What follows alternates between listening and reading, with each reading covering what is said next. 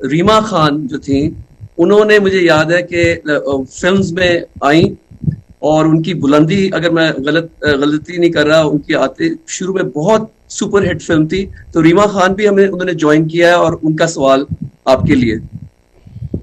بہت شکریہ سلمان. اعوذ باللہ من الشیطان الرجیم بسم اللہ الرحمن الرحیم. السلام علیکم خان صاحب. خان صاحب میرا آپ سے سوال کرنے سے پہلے میں یہ کہنا چاہوں گی کہ پاکستان کی 75 سالہ تاریخ میں آپ کا کردار ہم سب کے سامنے ہے. ایک کرکٹر کی حیثیت سے آپ نے آغاز کیا اور آپ نے بہت زیادہ کامیابی حاصل کی.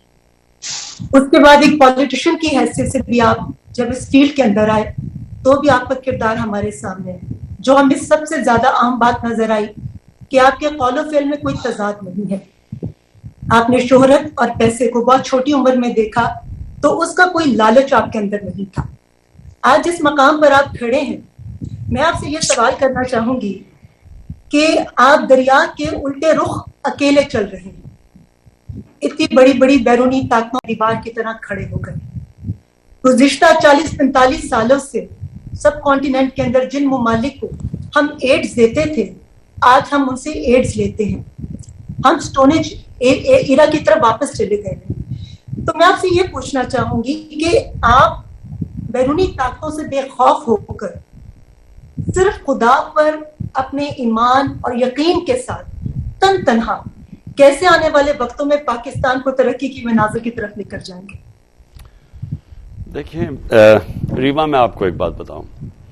ہمارے بدقسمتی سے میں نے اپنی ساری زندگی میں دیکھا، کرکٹ میں نے دیکھا، پھر کرکٹ کے بعد بھی میں نے لوگوں کو دیکھا، کیونکہ مجھے اللہ نے وہ کرکٹ میں اس سٹیج پہ لے کے گیا جو بڑے کم کرکٹرز پہنچتے ہیں. اور ہمارے ملک میں تو شاید 1-2 کھلاڑی وہاں پہنچے ہوں. تو وہ میں نے سارا سٹیج دیکھا، پھر مجھے عزت بھی ملی. پھر میں جب اس کے بعد نکلا تو تب بھی میں بڑے مختلف قسم، کیونکہ میں نے ایک دم بجائے کرکٹ میں رہنے کے میں نے ایک نئی زندگی، ہاسپٹل بنانا اور فنڈ ریزنگ، پھر اس کے بعد پالیٹکس تیسری میری زندگی تھی. تو میں ساری وقت لوگوں کو ملتا رہا مختلف قسم کے. دیکھیں میں آپ کو ایک بات بتاتا ہوں، اللہ نے انسان کو اشرف المخلوقات بنایا. ہم اللہ کی سب سے عظیم مخلوق ہیں. فرشتوں کو کہا کہ انسان کے سامنے جھکو، کیونکہ شیطان نے جب نہیں جھکا تو اللہ نے کہا تمہیں نہیں پتا میں نے کتنی صلاحیت دی ہے. مولانا رومی اس کو ایک اور طرح کہتے ہیں کہ اللہ نے انسانوں کو کہتے ہیں جب تمہیں پڑھ دیے تو تم کیوں چونٹیوں کی طرح رینگتے ہو. کہنے کا مقصد یہ ہے کہ ہم سب میں اللہ نے بہت صلاحیتیں دی ہیں. ہمارے میں مسئلہ کیا آ جاتا ہے کہ ہم زمینی خداؤں کو، ہم بت پرستی لگ جاتے ہیں راستے میں. ہم خوف کا بت پوجا کرنا شروع کر دیتے ہیں کہ مجھے کوئی ذلیل کر دے گا، میں فیل ہو جاؤں گا، مجھے کوئی مار دے گا، مجھے میری رزق، میری نوکری چلی جائے گی. یہ سارے جو یہ خوف کا بت ہے یہ انسان کو روک دیتا ہے اپنی مقام پہ پہنچنے کے، اپنی خوف کے پیچھے. تو ہمارے نبی صلی اللہ علیہ وسلم جو ایک ہمیں اللہ کا حکم ہے کہ ان کی زندگی سے سیکھو، تو وہ بھی تو ایک، ہم نے ان کی زندگی سے کیا سیکھا؟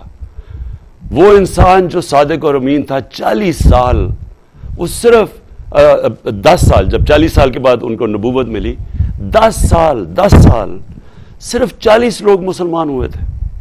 ہر قسم کی مشکل ان کو اٹھانی پڑی. تو اللہ نے ہمیں ان کی زندگی سے کیا سکھایا کہ انسان کے ہاتھ میں صرف انہوں نے نیت اور کوشش دی ہے. اللہ کا جب فیصلہ ہوتا تو جب 13 سال کے بعد وہ مدینہ کی ریاست سنبھالی تو دیکھتے دیکھتے انہوں نے دنیا کی تاریخ ہی بدل ڈالی.